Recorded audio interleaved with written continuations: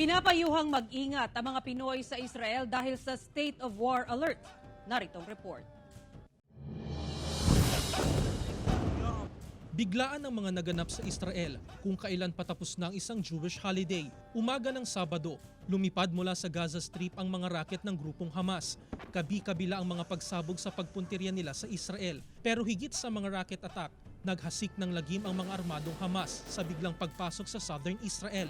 Sa lupa, dagat pati sa himpapawid, walang habas silang namaril ng hostage at tumangay pa ng mga Israeli tank. Sa ilang bayan, humandusay ang mga bangkay ng mga sibilyan. Nagdiwang ang mga miyembro ng Hamas. Said na raw ang pasensya nila sa mga dinanas na kalupitan ng Israel.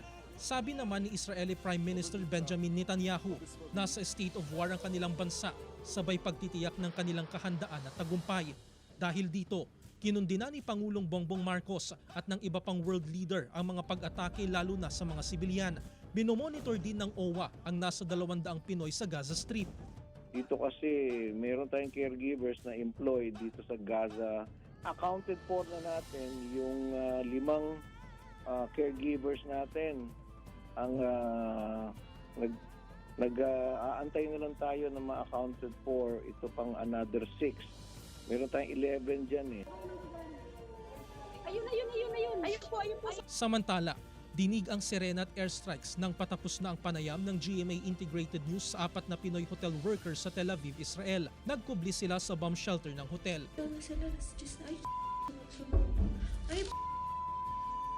Mararamdaman mo na building nagbabibrate siya. Nagbabibrate talaga po. Talagang boom! Ganun tapos mararamdaman mo po. At saka sunod-sunod po siya, sir. Sa datos ng Population and Immigration Authority ng Israel, kabilang si Narika, Queenie, Rosie at Yam sa 30,000 Pilipinong nagtatrabaho o naninirahan sa Israel. Sabi ni Foreign Affairs Secretary Enrique Manalo, tututukan ng gobyerno ang sitwasyon at lagay ng mga Pinoy sa Israel, gayon din ang Palestine at iba pang bahagi ng Middle East.